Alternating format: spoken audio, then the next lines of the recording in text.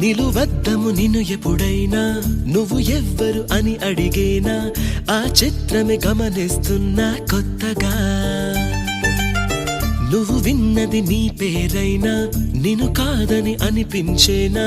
ఆ సంగతి కనిపెడుతున్నా వింతగా నీ కన్నుల మెరిసే రూపం నాదేనా అనుకుంటున్నా నీ తేనెల పెదవులు పలికే తీయదన